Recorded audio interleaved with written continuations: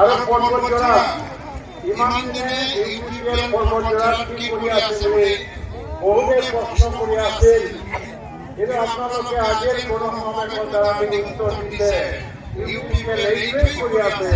দিনক দিনে ইউপিপিএল পৰ্বতজোৰাত শক্তিশালী হ'বলৈ ধৰিছে আৰু অন্যান্য যিকোনো দলতকৈ আটাইতকৈ শক্তিশালী দল হিচাপে আজি প্ৰতিষ্ঠা কৰিব পাৰিছে।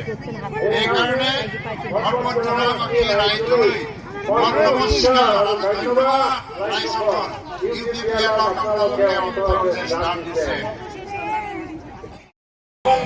উদ্বোধনকৈ মিটিঙত এপইণ্ট কৰিব লাগে। সেইকাৰণে মই দীঘলীয়া বক্তব্য নাৰাখো।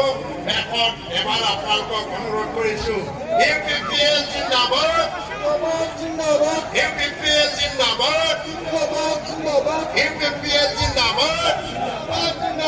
আগন্তুক ইলেকশ্যন ইউপিপিএলক ভোট দিয়ক, আগন্তুক ইলেকশ্যন ইউপিপিএলক ভোট দিয়ক, ভোট দিয়ক।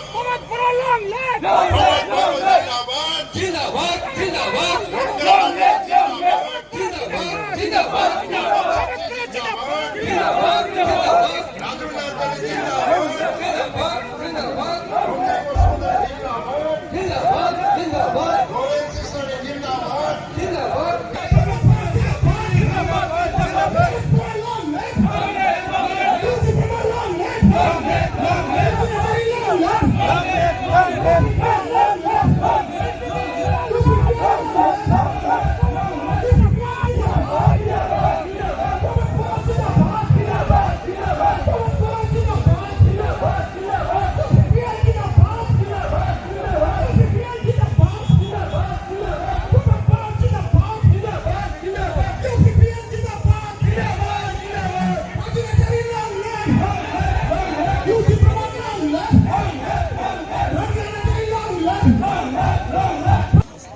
আৰু ইতিমধ্যে আহি পাইছে আমাৰ বেলকে খাৰ্জি ছাৰ, পলিটিকেল এডভাইজাৰ চিফ ছাৰকো আমি এটা আনেৰে আদৰণি জনাৰ কাৰণে অনুৰোধ কৰিলোঁ।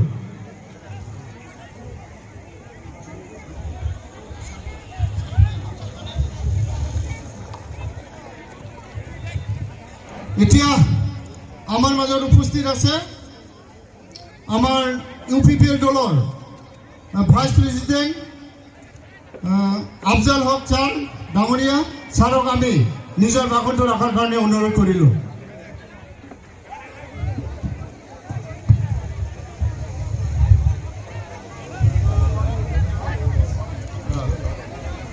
আসসালামু আলাইকুম, নমস্কাৰ, খুলুমবাই।